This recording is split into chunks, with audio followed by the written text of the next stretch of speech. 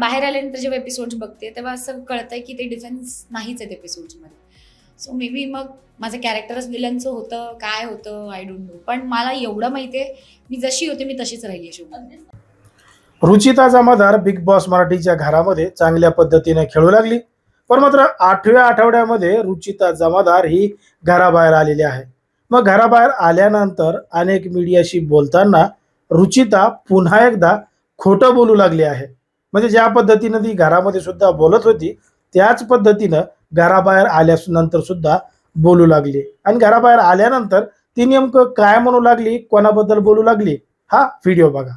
प्रभू एक सहानुभूतीचा फॅक्टर घेऊन घरात आलाय.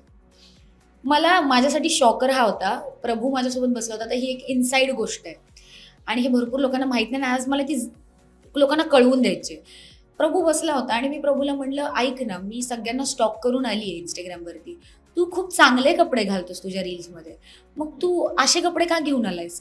तर तो बोला, त्याला काही सुचलंच नाही बोलायला. मी म्हटलं ते ब्रँडचे कपडे होते का? तो बोला हो हो ब्रँडचे होते. मी मग म्हटलं तू बिग बॉस सारख्या स्टेजवर होते, तू ते ब्रँडचे कपडे इथे का नाही आणलेस? बोलला मी आणले होते पण मग नंतर घरी पाठवून दिले. मग त्यांनी वापस पाठवलेच नाही. म्हणजे मग मे बी एक गरिबीचा कार्ड जो एक्झिस्टच नाही करत. आपल्याला पण माहिती आहे की इन्फ्लुएन्सिंगमध्ये, कॉन्टेंट क्रिएशनमध्ये भरपूर पैसा आहे आणि त्याचे जितके फॉलोअर्स आहेत, अच्छी खासी परिस्थिती आहे, अच्छी खासी परिस्थिती आहे, अच्छी खासी परिस्थिती आहे. पण एक सहानुभूतीचा फॅक्टर जनरेट करण्यासाठी त्यांनी ते हे केलं होतं. ऐकलं रुचिताने कशा पद्धतीनं प्रभूवर बाहेर आल्यानंतर सुद्धा टीका केलेली आहे. आणि प्रभू तिला घरामध्ये काय काय सांगत होता हे तिनं घराबाहेर आल्यानंतर सांगितलेलं आहे. आणि सांगतीये की ते बिग बॉस मध्ये दाखवलंच नाही. तिला तो सांगत होता की त्याच्याकडे ब्रँडचे कपडे आले होते, पण मात्र ते कपडे त्यानं घरी पुन्हा वापस पाठवून दिले. पण घरच्यांनी पुन्हा ते कपडे बिग बॉस मध्ये घालण्यासाठी त्याला पाठवलेच नाही. आणि प्रभू हा दिसतो तसा नाही, तो सहानुभूती मिळवण्यासाठी हे सगळं करतोय. आणि तो श्रीमंत आहे, तो फक्त असं दाखवण्याचा प्रयत्न करतोय, असं रुचिता मीडिया समोर सांगते. आता बाहेर आल्यानंतर तिनं प्रभूचे फॉलोअर सुद्धा तपासले असतील, नक्कीच त्याचे फॉलोअर सुद्धा बघितले असतील.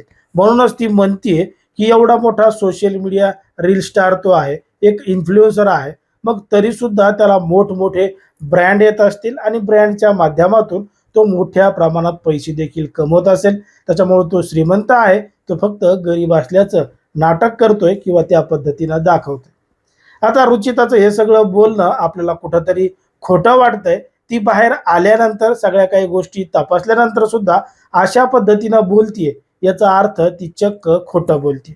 कारण की स्वतः प्रभू शेळकेच्या घरामध्ये जाऊन त्याच्या आईवडिलांसोबत भेटून बोलून आपण त्या ठिकाणी चर्चा केलेली आहे. आणि तो अत्यंत साधारण गरीब घरातला मुलगा आहे. जालना जिल्ह्यातील परतूर तालुक्यातील वलखेड गावचा तो रहिवासी आहे. त्याचं गावामध्ये छोटंसं पत्राचं घर आहे. त्याच्या घरामध्ये ना बेडरूम आहे ना हॉल आहे, एकच खोली आहे. त्याच खोलीमध्ये स्वयंपाक करायचा, त्याच खोलीमध्ये जेवण करायचं, त्याच खोलीमध्ये टीव्ही बघायची. आणि घरावर फक्त पत्र आहेत. आणि पत्र सुद्धा अशा पद्धतीचे आहेत की पावसाळ्यात जर पाऊस आला तर बदाबदा पावसानं त्याचं घर संपूर्ण भिजून जातं, ओलं चिंब होतं.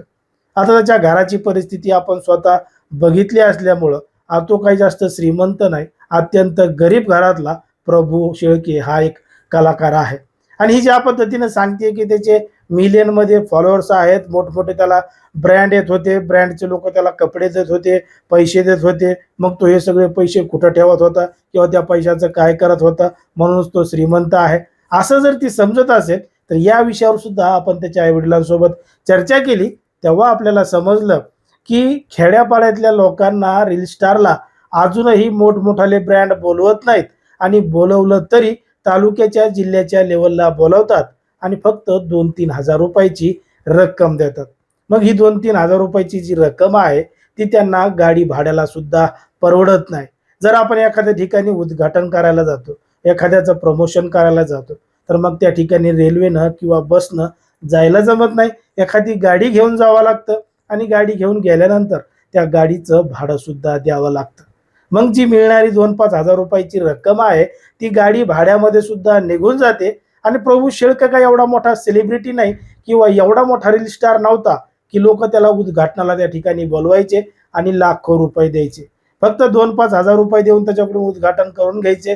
तर काही काही लोक फक्त उद्घाटन करून घ्यायचे आणि पैसे सुद्धा देत नव्हते, फक्त स्वतःची मार्केटिंगच करून घ्यायची.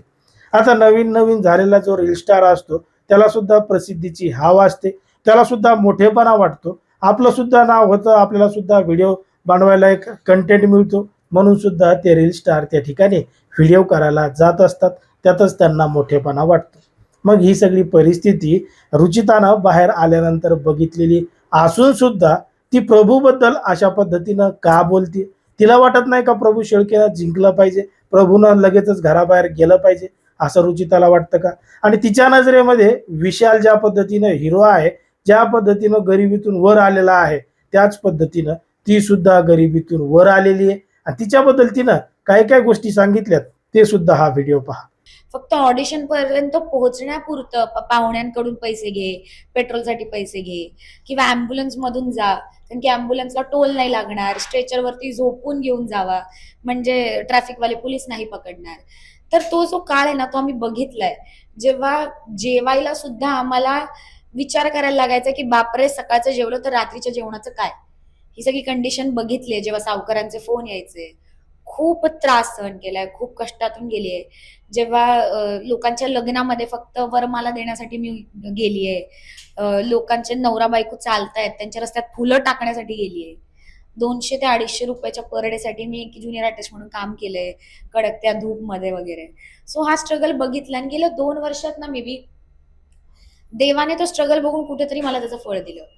ऐकलं. आता तिची परिस्थिती कशा पद्धतीची होती, काय होती, हे सुद्धा तिनं याच्या माध्यमातून सांगितलेलं आहे.